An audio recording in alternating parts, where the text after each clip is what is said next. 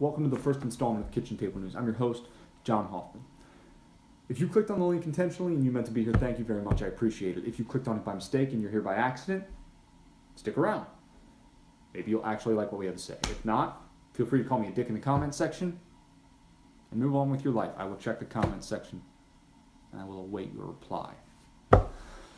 It's been almost a month since the election, and if you didn't think the media of this country was a joke already, well, he's going to lose by a landslide. Most analysts are saying that Hillary Clinton's going to win in a landslide. Trump is headed for a historic defeat. The media of this country. They spent 15 months ignoring legitimate issues to sensationalize an election with only two possible outcomes, and virtually all of them predicted the wrong outcome. Let that sink in. The people entrusted with keeping us informed spent the better part of 450 days covering one issue, and they couldn't even get it right. Now, I was dumb enough to think that this was actually a good thing. I actually thought it might be a great thing. I thought it might force a return to investigative journalism. I thought it might actually force the media to not only acknowledge their shortcomings, but actually rectify them. Unfortunately, that proved to not be the case. Welcome to Today, everyone. I'm Matt Lauer. And I'm Savannah Guthrie. And you may be thinking there's something a little different about these two. That's because we got animation makeovers. That's right. In a recent development, Matt Lauer apparently does the news as an animated bull. Accurate and reliable news is important. However, the media of this country have shown time and time again that they do not care. You deserve better. I can do better. As crazy as it sounds coming from my kitchen table, I will do better. Going forward, I will provide you with stories that legitimately deserve your attention, and I will do it better than the media of this country.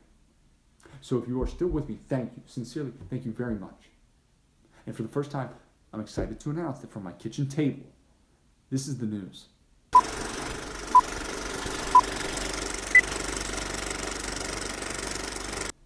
Our first story comes to you from Lake Oahe, North Dakota, and focuses on the Dakota Access Pipeline. By now, you've probably heard of the Dakota Access Pipeline. However, you may not know in depth what it is. So, boring facts first. What is the Dakota Access Pipeline? Here goes.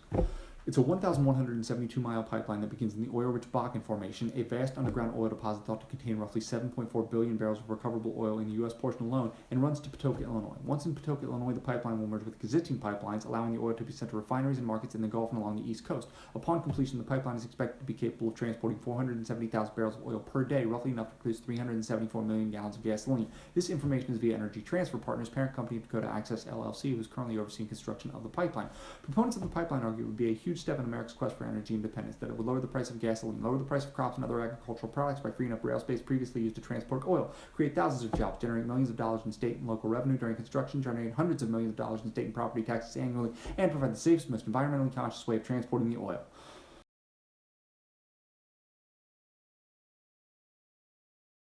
That clip was originally supposed to cut back to me, asking if you were impressed by my ability to rattle off that information so quickly. I was then going to go into a detailed discussion of the protests surrounding the Dakota Access Pipeline and its construction and explain them in depth. However, while we were filming this, news just broke that the U.S. Army Corps of Engineers will be denying the easement. So, Dakota Access LLC and the Army Corps of Engineers will have to explore alternative routes, and the pipeline will no longer be constructed along its original path. And this is good news, mainly from a safety standpoint. This will ensure the safety of protesters and law enforcement officials alike. This situation had recently taken a very serious turn. Protesters had been doused by water cannons in freezing temperatures, pelted with rubber bullets, hit with concussion grenades, maced, tear gassed, and as a result, 2,000 veterans self-deployed to Standing Rock. Their mission was to safeguard the protesters from what they perceived to be as excessive force being used by a militarized police force. Immediately following that announcement, the U.S. Army Corps of Engineers issued a mandate demanding that protesters vacate their campsites by December 5th. The problem there being the veterans would still be on site. They had planned on staying until the 7th. The protesters responded to the U.S. Army Corps' mandate by saying that they would not leave. So, by all indications, this had become a very serious and potentially dangerous situation for everyone involved. So, this announcement is good in the sense that it will keep everyone safe, at least in the immediate future. But now we're going to turn our attention to the media and their coverage of this subject. So we're kind of going to wing it here, so just bear with me.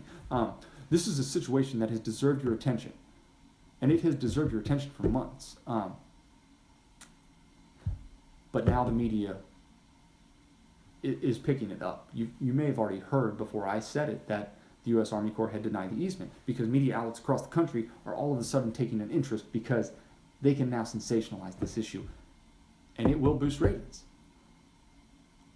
My personal opinion is that media outlets across the country will now champion Native Americans. They will call it a win for Standing Sioux Nation, which it is. However, media outlets across the country will now give the indication that they had been supporting the Native Americans of Standing Rock this whole time, when that is in fact not the case.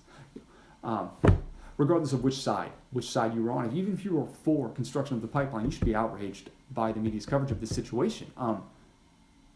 Dating back, when mercenaries turned guard dogs on Native American protesters, the media should have been there. When protesters set fire to construction equipment, causing millions of dollars worth of damage, the media should have been there. When it was announced that Sunoco Logistics, a company who has a recorded 200 oil leaks since 2010, would be in charge of operations of the pipeline going forward, the media should have been there, but the media was not there. Where was the media? Most analysts are saying that Hillary Clinton's going to win in a landslide. That's where the media was. Covering one issue and fucking it up royally. And that's where the danger now exists in this story, the media's coverage of it. They'll tell you that the easement was denied. They will take one small snippet from this story and they will either gloss over or completely ignore the rest of it. They'll ignore the months of protests. They'll tell you that the easement was denied and then we'll move on. They certainly won't move on with the people of Standing Rock. They'll call this a win for them, and then they will kick the people of Standing Rock to the curb. They won't tell you that the people of Standing Rock are some of the most impoverished people in the country. They won't tell you that the unemployment rate in Standing Rock is 86%. They won't tell you that of the employed, 43% live below the poverty line. And these statistics, they may be hard to believe until you consider the fact that reservation lands are held in trust by the federal government. The people of Standing Rock do not technically own their land. They can't get mortgages to buy houses. They cannot take out loans to start small businesses because they don't technically own the land they live on. Therefore, they have nothing to borrow against. They have no economy. So while this is a well-deserved win for the people of Standing Rock, they protested for 8 months. Things will likely not get better, and that's horrible to say. It truly is. These are people who legitimately deserve better, but the media won't tell their story. The media will tell this little clip of their story because it'll boost the ratings for a few days. And then they'll leave the people of Standing Rock out in the cold, just like they always have. Going forward, we will cover stories that legitimately deserve your attention.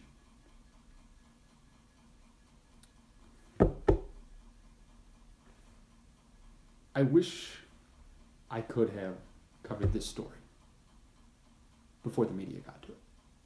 I wish I could have given you the information before the media took this one small clip and tainted everyone's perception of this issue.